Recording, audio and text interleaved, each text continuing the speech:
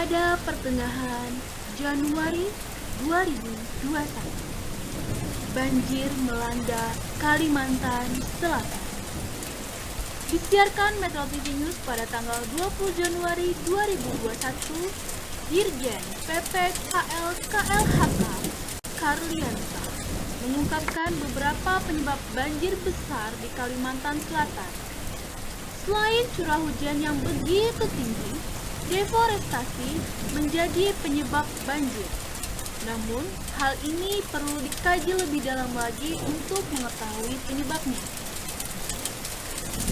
Tak hanya itu, pada November 2021, banjir pesisir Rob juga melanda Banjarmasin. Badan Penanggulangan Bencana Daerah BPBD Kota Banjarmasin mengingatkan potensi banjir rob akibat air pasang laut hingga 12 Desember 2001. Banjir rob terjadi karena adanya aktivitas pasang air laut dan fase bulan baru, peningkatan curah hujan, serta potensi angin yang cukup kencang. Kesiapsiagaan atas bencana banjir, khususnya di lingkungan kampus ULM Banjarmasin yang berada pada dataran rendah dan termasuk juga dalam kondisi lahan basah, menjadi perhatian banyak pihak. Banyak penelitian yang melakukan analisis terhadap tinggi genangan secara luas pada kota Banjarmasin, namun belum banyak yang membahas tentang manajemen risiko banjir dan kesiapsiagaan untuk menghadapi kejadian banjir. Oleh karena itu, kami mengangkat judul Analisis Manajemen Risiko dalam Menghadapi Kejadian Banjir dan Genangan di Kampus Kayutangi Universitas Lambung Mangkurat, penelitian dosen wajib meneliti tahun 2022 dengan nomor kontrak 024.102/UN8.2/PL/2022. Tim peneliti yaitu Insinyur Retna Hapsari Kartadipura MT sebagai ketua peneliti dan Elma Sofia STMT sebagai anggota peneliti. Adapun beberapa mahasiswa yang terlibat yaitu Merinda Rahmadania, Muhammad Alif Lajuardi, dan Nur Ahmad Furqan Alyasari. Video ini merupakan video dokumentasi survei lapangan tim peneliti penelitian dosen wajib meneliti 2022. Berikut ini adalah beberapa berita dari media online saat terjadi banjir di kampus ULM Banjarmasin. Kami juga mendapatkan beberapa foto dokumentasi saat terjadi banjir. Foto ini kami dapatkan dari Sivitas Akademika ULM. Berikut juga ada dokumentasi foto saat air genangan akibat banjir masuk ke dalam ruangan salah satu fakultas di ULM. Foto ini kami dapatkan dari Sivitas Akademika ULM. Kemudian kami juga mempunyai beberapa foto dokumentasi pasca banjir terjadi. Dapat dilihat resiko yang dialami oleh Sivitas Akademika ULM, salah satunya yaitu seperti penurunan kualitas prasarana seperti meja, kemudian ada beberapa dokumen yang terendam banjir. Berdasarkan Undang-Undang Nomor 24 Tahun 2007 tentang Penanggulangan Bencana, bencana merupakan peristiwa atau rangkaian peristiwa yang mengancam dan mengganggu kehidupan dan penghidupan masyarakat yang disebabkan baik oleh faktor alam dan atau non-faktor alam maupun faktor manusia, sehingga mengakibatkan timbulnya korban jiwa, kerusakan lingkungan, kerugian harta benda, dan dampak psikologis. Manajemen resiko bencana adalah pengaturan atau manajemen bencana dengan penekanan pada faktor-faktor yang bertujuan untuk mengurangi resiko saat sebelum terjadinya bencana. Resiko bencana adalah potensi kerugian yang ditimbulkan akibat bencana pada suatu wilayah dalam kurun waktu tertentu, yang dapat berupa kematian, luka, sakit, jiwa terancam, hilangnya rasa aman, mengungsi, kerusakan atau kehilangan benda, dan gangguan kegiatan masyarakat. Resiko merupakan fungsi dari ancaman atau bahaya dengan kerentanan juga kapasitas. Resiko bencana yang berpotensi menjadi sebuah kenyataan bencana atau bencana yang senyata-nyatanya, semisalkan ketika terjadi bencana kebakaran, kita mungkin tidak bisa menghentikan bencana saat itu. Kita tidak bisa menghentikan api yang berkorban saat itu. Namun, kita bisa mengurangi risiko yang diakibatkan oleh bencana kebakaran tersebut, misalnya dengan cara menyelamatkan jiwa dan harta benda yang mungkin masih bisa diselamatkan. Setelah mengenali risiko bencana, maka baik pula untuk mengenali langkah-langkah pengurangan risiko bencana. Sama halnya seperti saat terjadi banjir.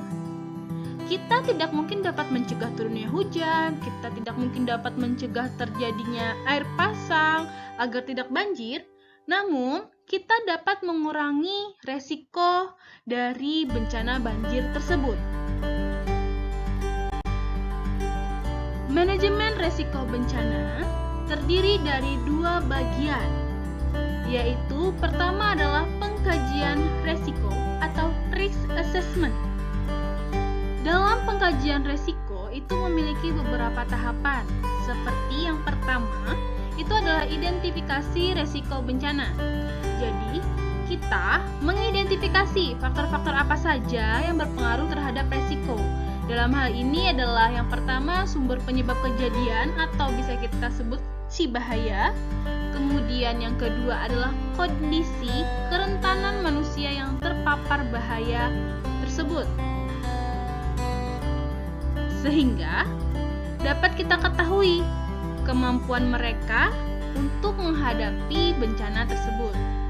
Yang kedua adalah menilai resiko. Menilai resiko merupakan upaya kita untuk mengukur seberapa besar resiko yang akan terjadi.